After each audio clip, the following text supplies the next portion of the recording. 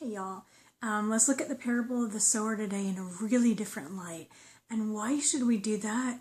Because the Bible tells us really it's the most important of the parables. Jesus says if you don't understand this parable, how can you understand the rest of them?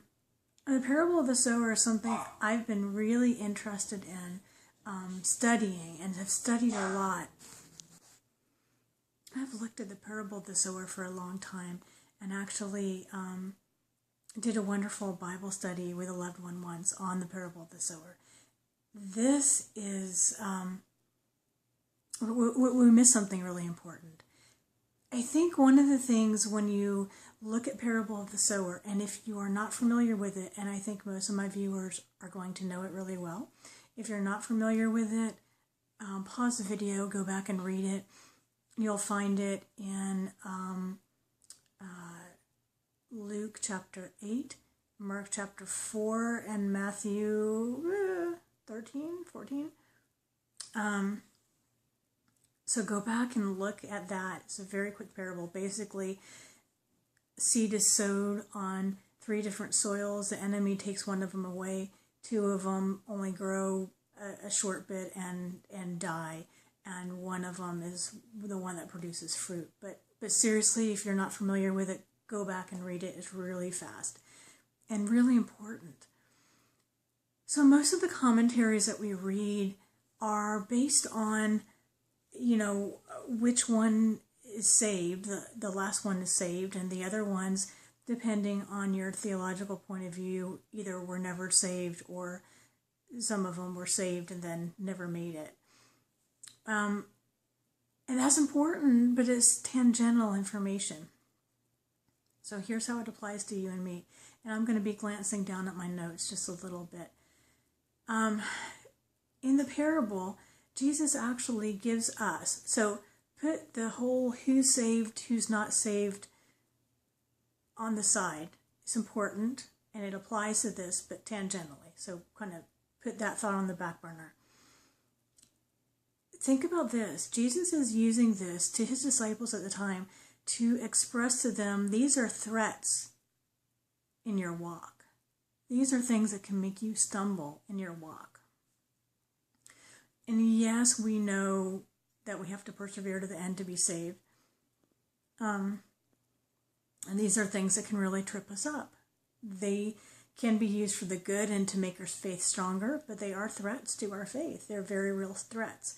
Now, here's the cool thing that I don't think that you maybe have seen before, because I didn't. So maybe you have. The 7 churches in Revelation. And if you're not familiar with those, Revelation 2 and 3. And Jesus gives each of them rebukes and exhortations depending on their behavior and their works. Here's the neat thing. Of those 7 churches, you could basically summarize the advice in 4 different areas that correspond to the parable of the sower. So let me give that to you real fast for your time. Okay, so in the first parable of the sower, the first one, the danger with the seed that's sown on the wayside and the devil takes it away, the danger is hearing and discarding the word. And we probably know a lot of people that do that, right? The people that are like, oh yeah, but I don't believe that part of the Bible. Or, well, that doesn't apply to me, or whatever. That's the threat. What's the cure? Jesus says in the Revelation, keep what you have received. Keep the word you've received. Okay? In the second of the parable of the sower, another threat to us is persecution or tribulation. And what does Jesus say in Revelation to the churches? In Revelation 2:10 and 3:11, the cure to that, be faithful unto death. That's how you overcome. Third threat to our walk, to our salvation, in the parable of the sower, is the cares of the world. And probably that's one that we know best. And of course, that's just to overcome or conquer. And you can read that in Revelation 2:17 and 2:26. And then the last one is delighting in riches or pleasures.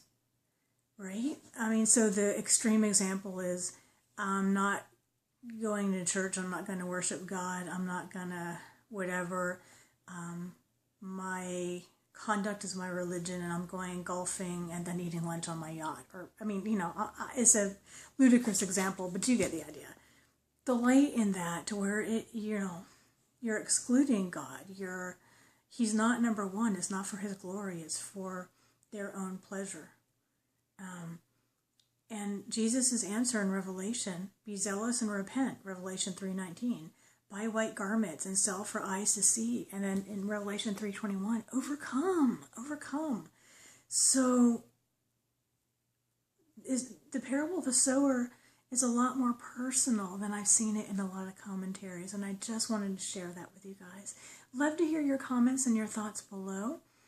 And I love these conversations we have. I love the community. Thank you guys. God bless you, and savor your Savior.